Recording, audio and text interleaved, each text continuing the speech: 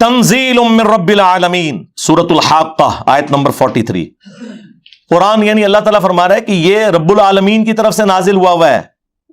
وَلَوْ تَقَوَّلَ عَلَيْنَا بَعْضَ الْأَقَاوِيلِ، اور اگر یہ نبی علیہ السلام ہماری طرف کوئی بات منسوب کر دیتے نا خود سے، لَأَخَذْنَا مِنْهُ بِالْيَمِينِ، تو ہم ان کا داہنا ہاتھ پکڑتے، ثُمَّ لَقَطَعْنَا مِنْهُ الْوَتِينَ، اور ہم ان کی رگے جان کاٹ دیتے، اگر یہ بھی ہماری طرف کوئی بات ایسی منسوب کرتے جو ہم نے وہی نہیں کی۔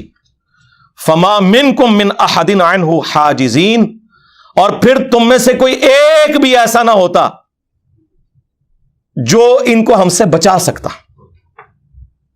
وَإِنَّهُ لَتَذْكِرَةٌ لِّلْمُتَّقِينَ، اور یہ قرآن اور نبی علیہ السلام دونوں نصیحت ہے ان کے لیے جو ڈر جائیں، جو بات مان لیں۔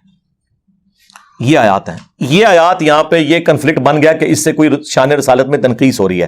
میں کہتا ہوں جی ان آیات کے سوا ہمارے پاس کوئی آیتیں ہی نہیں ہیں یہ ثابت کرنے کے لیے کہ یہ کتاب رسول اللہ نے نہیں لکھی۔ جو شخص کتاب خود لکھتا ہے اپنے بارے میں یہ کچھ لکھے گا؟ میں نے وہ سلمان رشدی کے کتاب کا جب پوسٹ مارٹم کیا تھا پچھلے دنوں، سٹینک ورسز کا، اس میں بھی میں نے یہ آیات کوٹ کی تھی کہ کوئی بھی آتھر جب بک لکھتا ہے وہ اپنے بارے میں اس طرح کی باتیں نہیں کبھی لکھتا۔ یہ تو آیات ہیں جو آج بیان کرنے والی ہیں، یہ بتانے کے لیے کہ یہ کلام اللہ کا نازل کردہ ہے، یہ رسول اللہ نے خود نہیں لکھا صلی اللہ علیہ وآلہ وسلم۔ اور ہم نے اسے گستاخی کا مسئلہ بنا کے ہر بندے نے یعنی قرآن میں سے نا اپنی مطلب کی چیزیں نکالی ہوئی ہیں۔ کسی کو اولیاء کی گستاخی نظر آ جاتی ہے، کسی کو انبیاء کی گستاخی، کسی کو صحابہ کی گستاخی، کسی کو اہل بیت کی گستاخی نظر آ جاتی ہے۔ اللہ کی گستاخی نہیں آج تک منو کدھر نظر آئی؟ کدھر تسی پڑھے یہ اللہ کا گستاخ ہے، گستاخ اولیاء ہے، گستاخ رسول ہے، گستاخ اہل بیت، گستاخ صحابہ، گستاخ اللہ، یہ ٹرم کدے سنی جے؟ ہاں اللہ نے سکے ہونا تے گل کرنا، ہاں اللہ نے مطلب سائڈ تے رکھے ہے۔ وہ کہنے ہن کائنات دا نظام بابے چلا رہے نے، اہل بیت چلا رہے نے، انبیاء چلا رہے نے، نعوذ باللہ۔ اب یہ یعنی وہ بعض تو منہ سے بول کے کہتے ہیں، بعض بغیر بولے ہوئے کہہ رہے ہوتے ہیں، ٹھیک ہے؟ اور چھڑ دو وچ عبد القادر پہ گیا جے۔ وہ جواد نقوی صاحب نے بڑی پیاری بات کی، انہوں نے کہا کہ غالی شیعہ قادیانیوں سے بدتر ہیں۔ انہوں نے اپنے شیعہ کے بارے میں بات کی اور کہا کہ قادیانی تو رسول اللہ کے ساتھ شرک کرتے ہیں نا، ہمارے غالی شیعہ اللہ کے ساتھ شرک کر رہے ہیں جب علی اللہ کہتے ہیں، حسین جل جلالہ۔ اور پھر انہوں نے اگلا ایک جملہ بولا، تسی سنی خوش ہو رہے ہونے، انہوں نے کہا کہ سنی غالی نے نا وہ ساڈے شیعہ تو بھی گئے گزرے نے، کیونکہ شیعہ تو پھر بھی اللہ والا معاملہ کرتے ہیں، یہ تو کہتے ہیں عبد القادر بھی چھپا کے آ جائے، یعنی یہ عبد القادر جیلانی کو اللہ سے بھی اوپر لے جاتے ہیں، شرک سے بھی اگلی بات ہے۔ اور یہ گراؤنڈ ریالٹیز ہیں، اگر کوئی اس سے آنکھیں بند کرے ہمیں تو کوئی دھوکہ نہیں دے سکتا۔ میرے سے بڑا کون سا بریلوی رہا ہے، 31 سال تک میں بھی بریلوی رہا ہوں، ہمیں پتا تھا کہ یہ سب کچھ اسٹیبلش عقیدے ہیں ان کے، عوام میں بتانے کے لیے کچھ، خواص میں بتانے کے لیے کچھ، کتابوں میں لکھنے کے لیے کچھ، جوڈیشری میں ثابت کرنا پڑے تو کچھ اور۔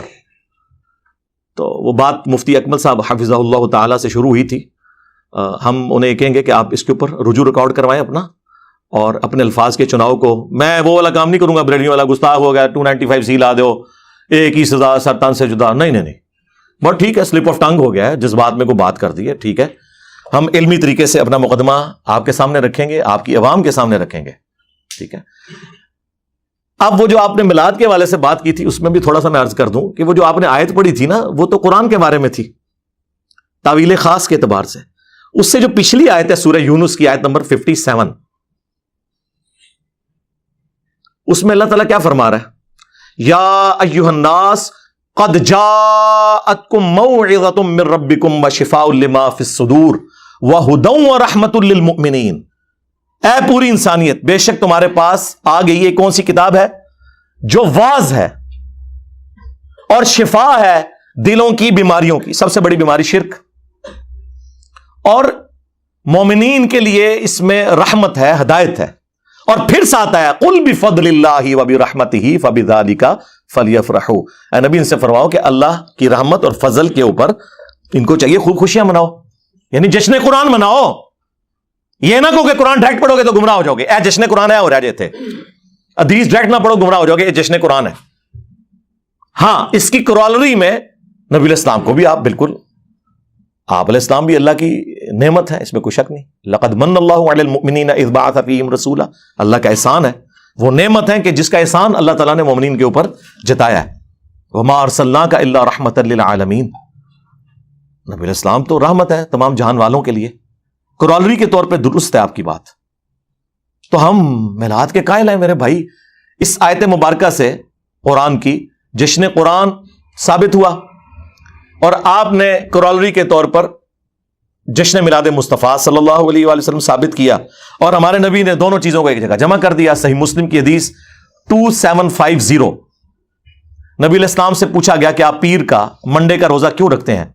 تو فرمایا فیہ ولدت وفیہ انزل علیہ، اس دن میں پیدا ہوا اور اس دن مجھ پر پہلی دفعہ وحی نازل ہوئی.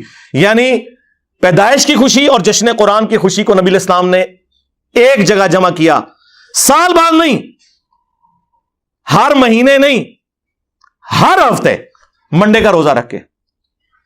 رہ گیا یہ مروجہ جو معاملات ہیں، اس میں کس حد تک ہم معاملات کو درست سمجھتے ہیں، کن چیزوں کو ہم غلو پر مبنی سمجھتے ہیں، وہ میں محفل میلاد 2 ہفتے پہلے یہاں پہ ریکارڈ کروا چکا ہوں اسی گرین پگڑی کے اندر، وہ آپ دیکھ لیں. یہاں پہ بھی محفل میلاد ہم نے کی تھی، اور آلموسٹ 25-30 کے قریب جو سوالات ہیں پبلک کے وہ میں نے ایڈریس کر دیے تھے.